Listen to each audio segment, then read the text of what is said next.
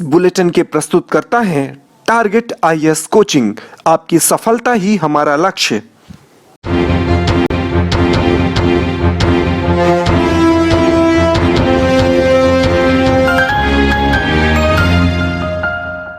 नमस्कार, आप देख रहे हैं रेवा दर्शन। मैं सचेता बघेल आपके साथ। आइए जान लेते हैं क्या है आज की प्रमुख खबरें। सांसद द्वारा टीकाकरण जन जागरण के लिए की जा रही निरंतर पदयात्रा। किसानों की समस्या को लेकर किसान नेताओं ने कमिश्नर को सौंपा ज्ञापन। गांजा तस्करी के खिलाफ पुलिस की कार्यवाही और यातायात पुलिस अभियान चलाकर कर रही है कार्यवाही। आइए अब नजर डालते हैं इन खबरों पर विस्तार से।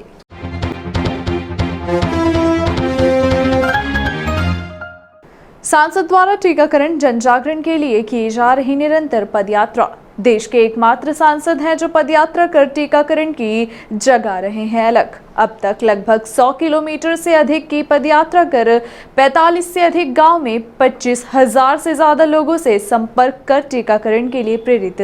कोरोना संक्रमण से मुक्ति और कोरोना टीकाकरण महाअभियान को सफल बनाने के लिए जरूरी है पात्र व्यक्तियों का 100% टीकाकरण होना। प्रधानमंत्री श्री नरेंद्र मोदी और मुख्यमंत्री शिवराज सिंह चौहान के इसी सपने को साकार करने के लिए प्रतिबद्ध रीवा सांसद जनार्दन मिश्र कोरोना वैक्सीन के प्रति जन जागरूकता के लिए गांव-गांव पदयात्रा कर रहे हैं। देश के ऐसे कर्मठ सांसद जो तेज गर्मी और धूप में पदयात्रा कर ग्रामवासियों के मन में टीकाकरण के प्रति बैठे भ्रम और डर को दूर कर उन्हें टीकाकरण के लिए प्रेरित कर रहे हैं।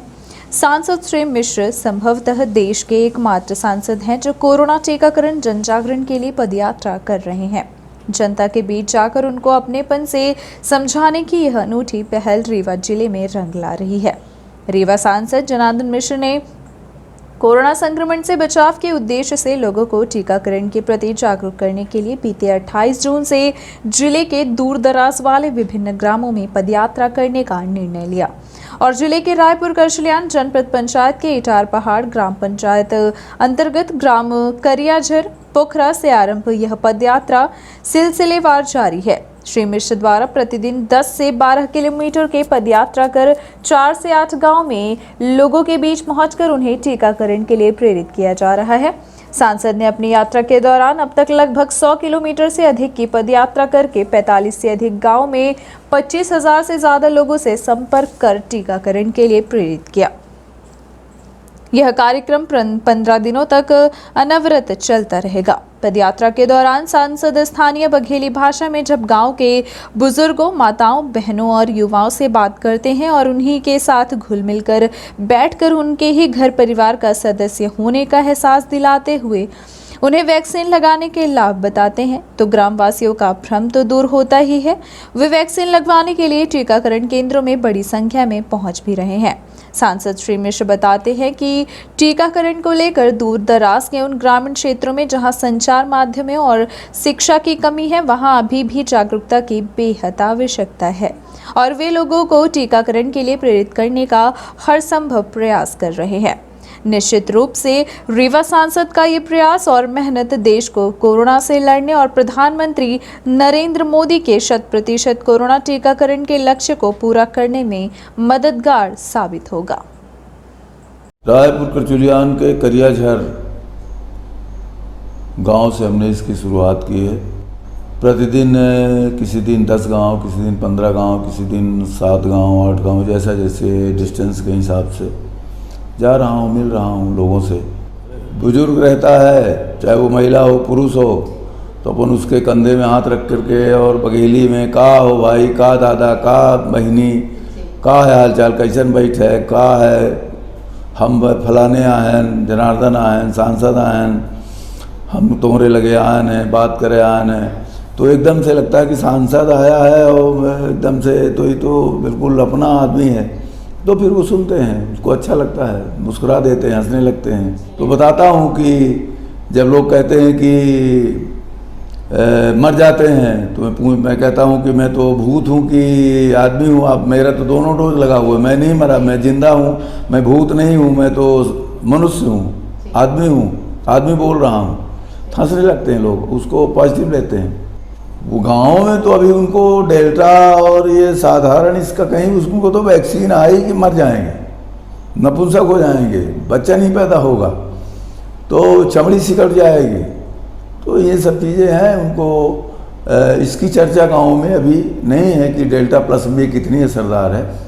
पर अगर शहरों के पढ़े लिखे जो लोग इस बहस में पढ़ना चाहते हैं, कि जो इस बहस को करना चाहते हैं, उनके लिए मेरा यही कहना है कि वो डॉक्टरों की राय देखें। डॉक्टरों की राय में तो ये भी उतना ही सुरक्षा देने वाली वैक्सीन है, और वैक्सीन लगा लें और डबल मास्क पहने तो मुझे नहीं लगता कि डेल्टा प्लस से किसी को कोई क्षति होने वाली है। किसानों की समस्या को लेकर किसान नेताओं ने कमिश्नर को सौंपा ज्ञापन। किसान नेता सुब्रत मणि त्रिपाठी एवं भारतीय किसान यूनियन रीवा अध्यक्ष अनिल सिंह पिंटू के नेतृत्व में कमिश्नर कार्यालय पहुंचकर रीवा संभागायुक्त को किसान की समस्याओं को लेकर ज्ञापन सौंपा गया। केंद्रीय सहकारी बैंक रीवा द्वारा सेवा सहकारी समितियों को मौखिक आदेश कर किसानों की भूमि किसी और बैंक को बंधक बनाने समेत सेवा सहकारी समितियों से खाद कर्ज में न देने तथा बाणसागर की नहरों में पानी छोड़े जाने समेत भीषण गर्मी में धान का रोपा सूख रहा है, जिसे बचाया जाए। कृषि मंत्री भारत सरकार नई दिल्ली, मुख्यमंत्री मध्य प्रदेश सरकार, सहकारिता मंत्री मध्य प्रदेश सरकार एवं कृषि मंत्री मध्य प्रदेश प्रदेश सरकार के नाम ज्ञापन पत्र सौंपा गया। ज्ञापन पत्र में यह मांग की गई है कि सेवा सहकारी समितियों के रबी एवं खरीफ के कर्ज अदायगी की तिथि 30 जून की थी। किसानों ने कर्ज अदायगी भी की। जिन किसानों के गेहूं समर्थन मूल्य में खरीदी के पैसे नहीं मिले हैं तथा मध्य प्रदेश सरकार का उपक्रम मध्य प्रदेश राज्य बीज एवं फार्म विकास निगम ने पिछले खरीफ के उत्पादित बीजों के मूल्य का भुगतान आज तक नहीं किया है। फिर भी किसानों ने इसलिए कर्ज अदायगी की जिससे उन्हें इस खरीफ के लिए कर्ज में सेवा सहकारी समितियों से खाद मिल सके, किंतु कर्ज देने के बाद कहा जा रहा है कि जिनकी भूमि किसी दूसरे बैंक में बंधक है उन किसानों को कर्ज नहीं दिया जाएगा। क्या खरीफ के मौके पर किसानों के साथ यह अन्याय है?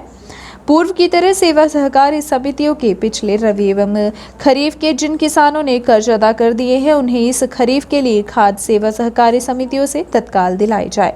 किसान सेवा सहकारी समितियों का कर्ज अदा करें, खाद नकद में खरीदें। ऐसा अभी किसानों को जो सेवा सहकारी समितियों के सदस्य हैं संभव नहीं हो पाएगा। समय रहते स्पष्ट किया जाए जिससे कर्ज की वसूली के बाद पुनः किसानों को कर्ज में खाद मिल सके। यह निर्देश सरकार का है या बैंक प्रबंधन का कि किसानों की भूमि किसी भी कर्ज में किसी दूसरे बैंक में बंधक है तो अब उन्हें सेवा सहकारी समितियों से कर्ज में नहीं मिलेगी। खाद स्पष्ट किया जाए, आदेश की कॉपी किसानों को उपलब्ध कराई जाए। सेवा सहकारी समितियों से किसानों को 0 ब्याज में ड्यू डेट तक खाद बीज मिल जाता है, उसे जारी रखा जाए। डीजल, बीज, कृषि यंत्र सभी महंगे हैं। किसानों को खाद नगद में बहुत कम खरीदनी पड़ती थी, लेकिन अब तो और भी खरीदनी पड़ रही है। ऐसे में किसान खेती कैसे कर पाएगा?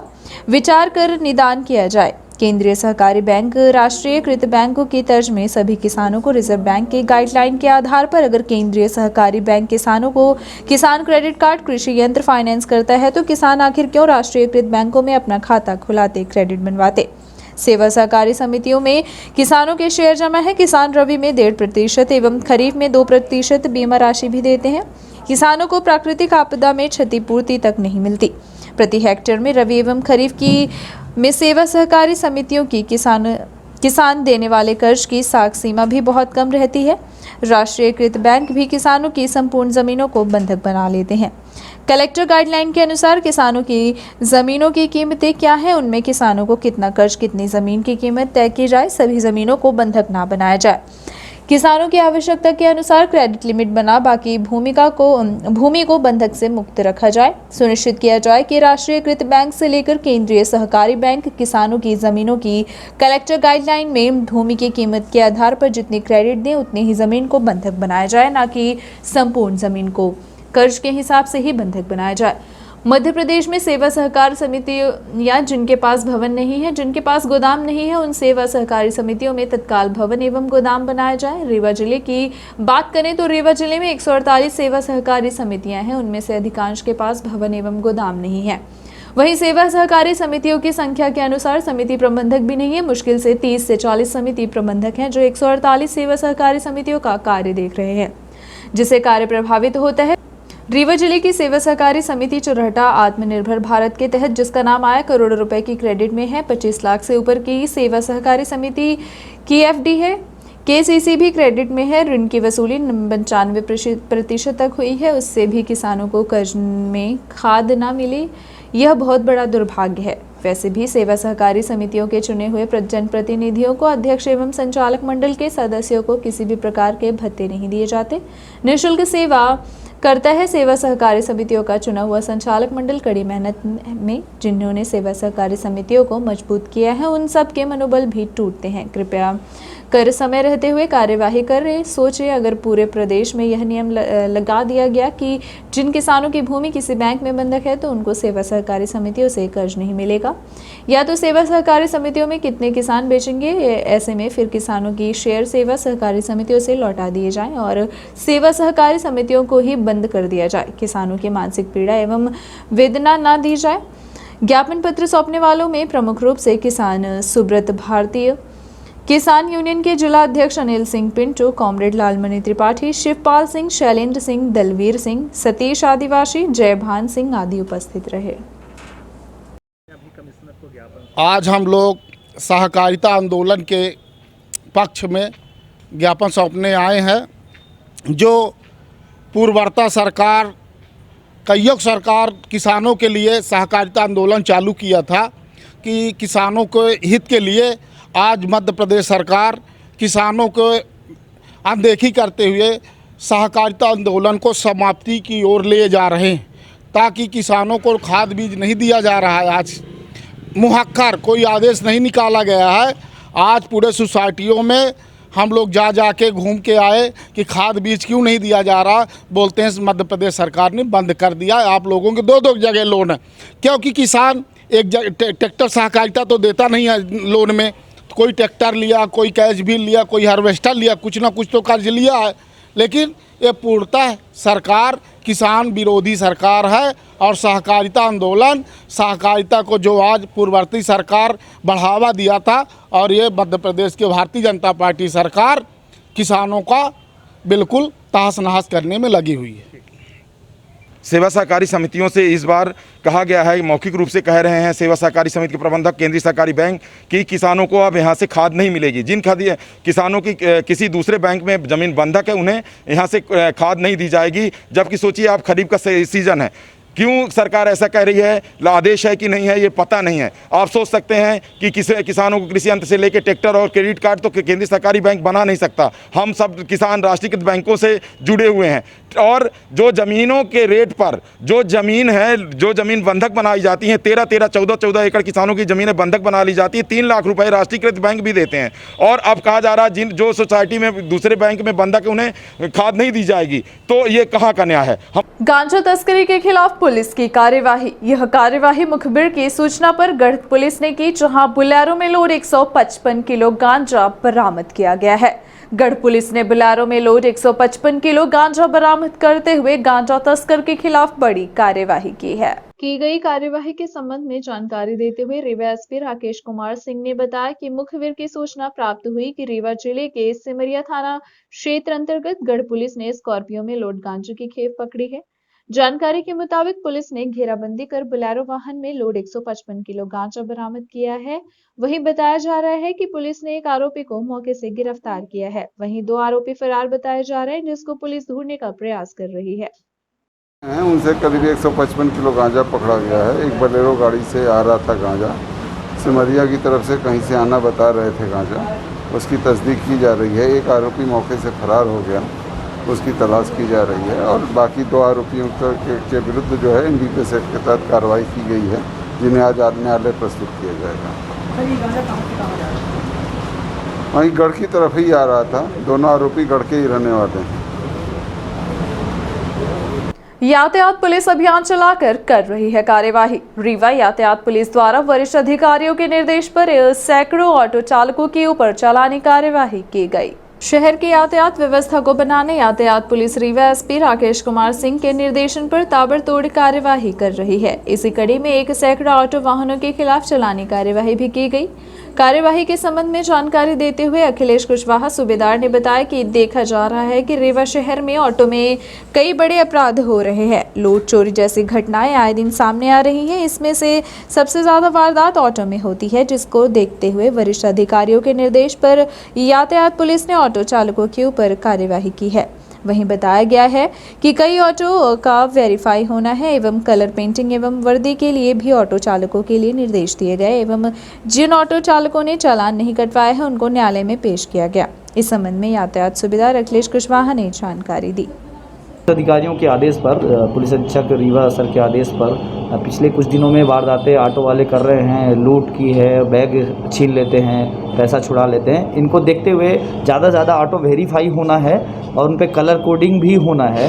इसके साथ ही जो लोग ये इस तरह के अपराध कर रहे हैं उनको वेरीफाई करने के लिए कम से कम नेम प्लेट और वर्दी होना चाहिए। इस पर आज फोकस किया जा रहा है। उनके सर के निर्देश पर आज विभिन्न चौराहों पर कार्रवाई की गई है और ऑटो जब्त किए जा रहे हैं। जो थाने से चालान काट दिए जा रहे हैं, जिनका चालान नहीं हो रहा उनको न्यायालय पेश किया जाएगा। लगभग 100 की संख्या में ऑटो ही पकड़े गए हैं। शराब के नशे में महिला ने मचाया उत्पात, सोशल मीडिया में वीडियो वायरल। मामला रीवा शहर के अमहिया थाना क्षेत्र का है, जहां सिरमौर मार्ग पर बीती रात एक महिला ने शराब के नशे में जमकर उत्पात मचाया और लोग तमाशा देखते रहे। बीच सड़क पर खड़ी महिला हर आने जाने वाले वाहनों को रोक रही थी, जिसके चलते जाम की स्थिति भी निर्मित हो गई। रीवा में शराब के नशे में धुत एक महिला ने बीच सड़क पर जमकर हंगामा मचाया। इससे बीच बाजार में ट्रैफिक जाम हो गया और घंटों दोनों तरफ वाहनों की लंबी लाइन लग गई। महिला समझने को तैयार ही नहीं थी। जैसे ही उसे हटाने का प्रयास किया जाता, सड़क पर लेटकर आत्महत्या की धमकी देने लगती। बड़ी मुश्किल के बाद पुलिस ने स्थिति पर काबू पाया। ये पूरा मामला अमहिया थाना क्षेत्र का है। महिला का ये वीडियो अब जमकर सोशल मीडिया में वायरल हो रहा है। संभवतः नशे की हालत में जो है उत्पाद कर रही है और आने जाने वाली गाड़ियों को रोक रही है। उसकी स्वयं की सुरक्षा को देखते हुए और कानून व्यवस्था और ट्रैफिक को देखते हुए तत्काल महिला सब इंस्पेक्टर किरण कामले के साथ स्टाफ को भेजा गया। वहाँ पर उन्होंने जो है उस महिला को वहाँ से लेके और सुरक्षित घर पे पहुँचाया और घर वालों को समझाइश देकर जो है। चिकित्सकों पर लापरवाही का आरोप, गले की जगह पेट का किया ऑपरेशन। मामला रीवा शहर का है, जहां करंट लगने से घायल एक मरीज की मौत पर परिजनों ने डॉक्टर समेत नर्सिंग होम संचालक पर आरोप लगाया है और कहा कि गले की जगह पेट का ऑपरेशन कर दिया गया है।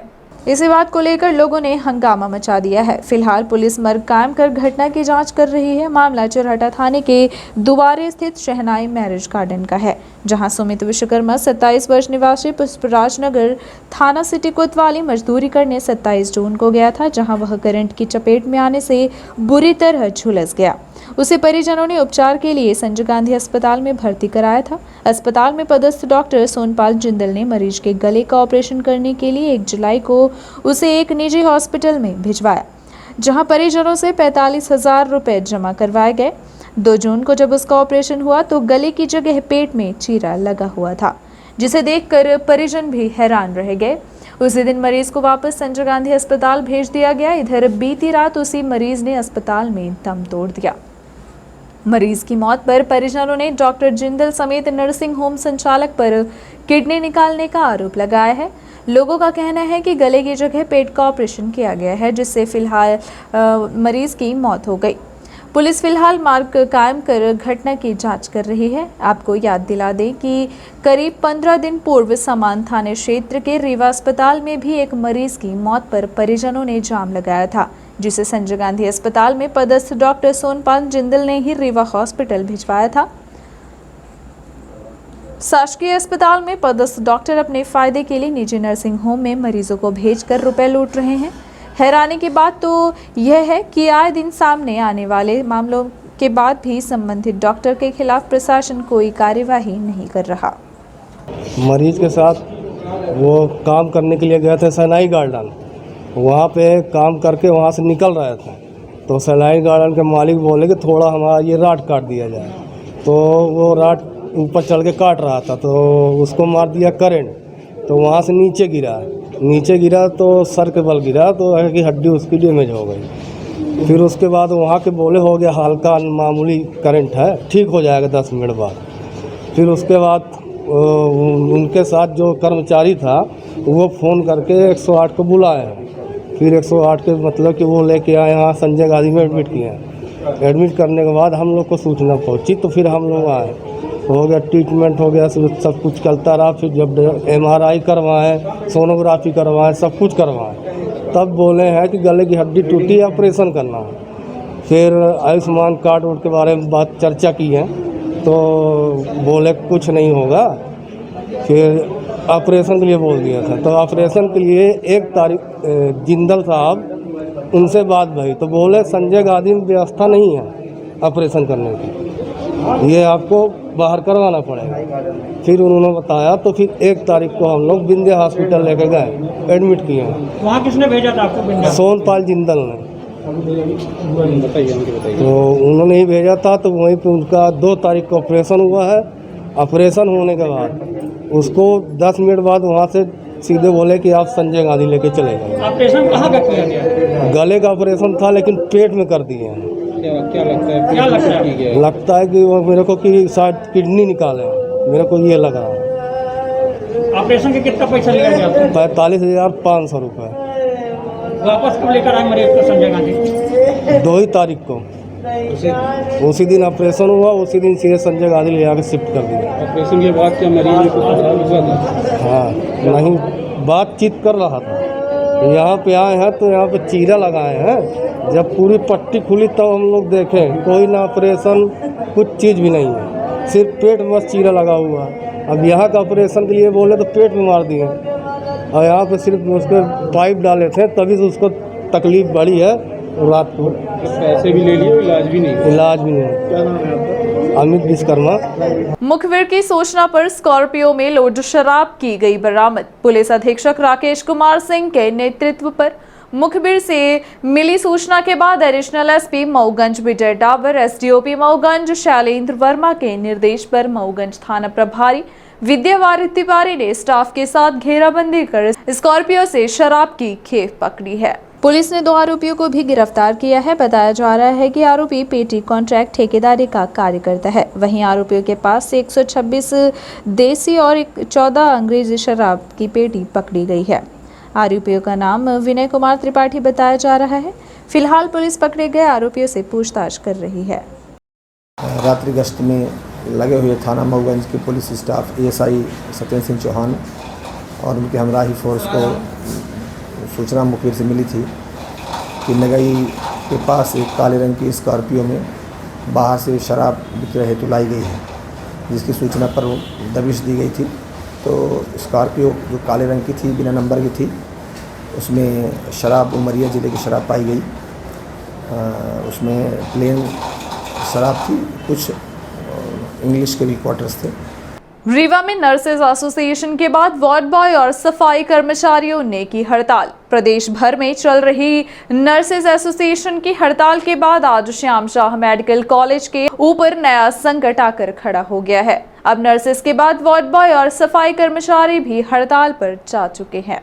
संजय गांधी अस्पताल सहित सुपर स्पेशलिटी में भी व्यवस्थाएं पूरी तरह से चरमरा चुकी हैं। वार्ड बॉय सफाई कर्मचारियों के हड़ताल में शामिल हो जाने के बाद अब अस्पताल प्रशासन के द्वारा उन्हें निकाल देने की धमकी देकर बुलाया जा रहा है।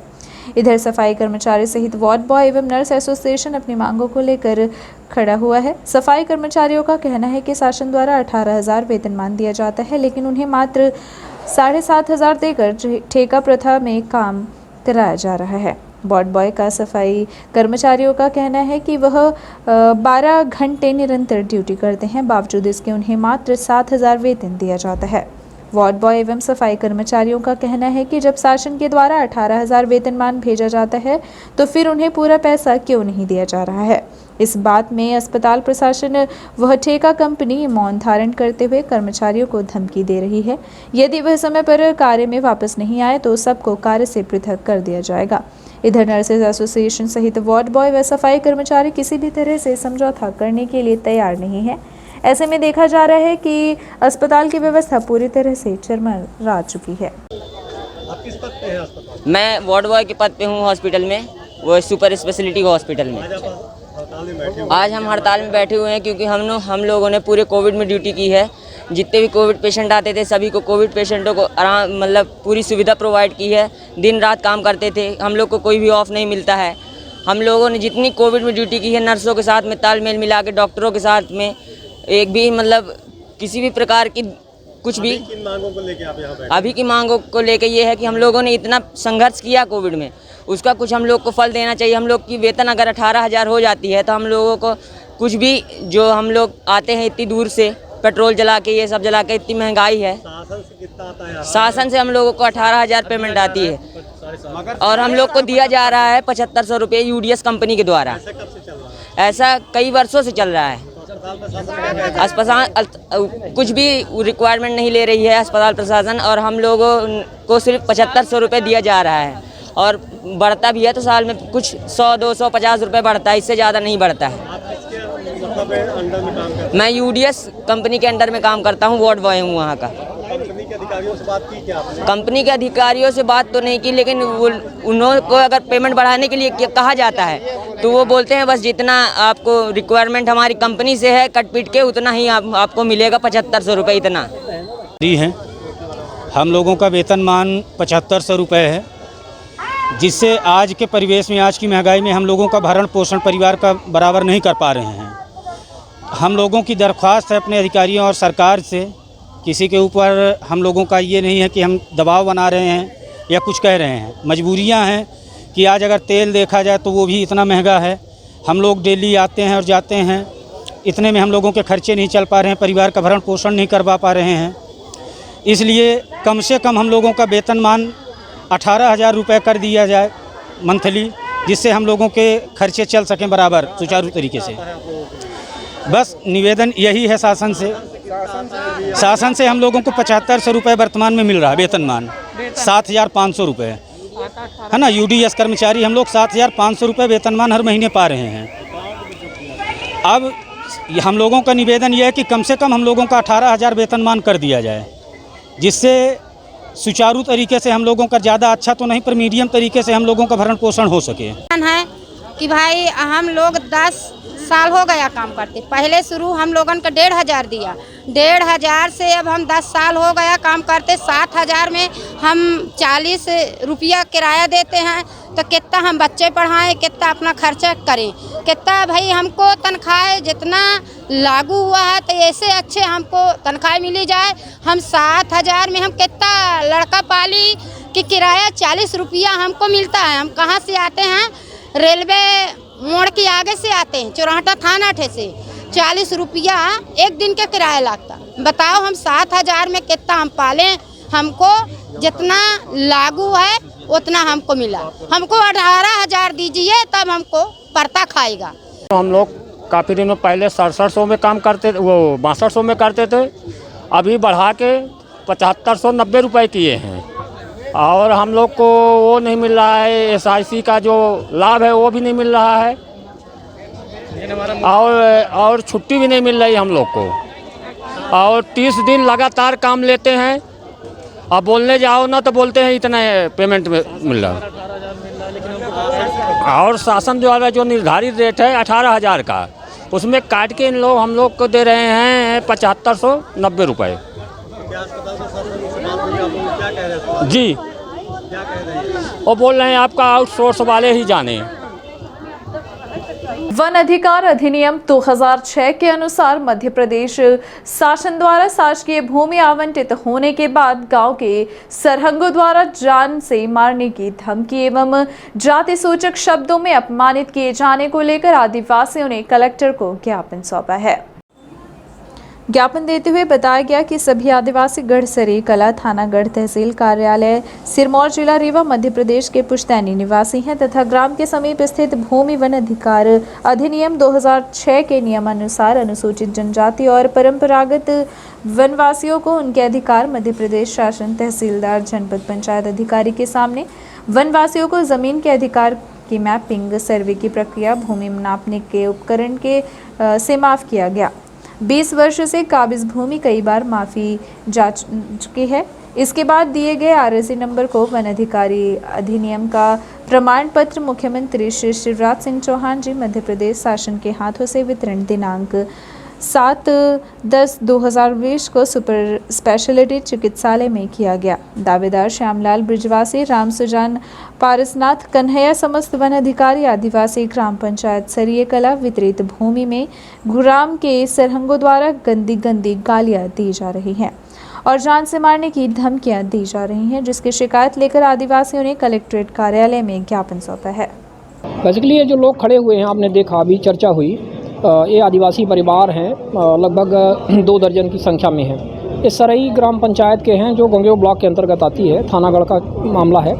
इनको मुख्यमंत्री ने यहाँ पर आए थे और वनाधिकार पट्टा वितरित करवाया था और सक्षम अधिकारियों ने, और मुख्यमंत्री की इस उपस्थित में हुआ है, तो आप समझ सकते हैं कि इनका सब लीगल काम था। सुपर स्पेशलिटी में इसकी विधिवत कैंप लगा हुआ था और उन्होंने अपना प्रचार प्रसार भी किया कि इनको वनाधिकार पट्टा दिलवाया जा रहा है।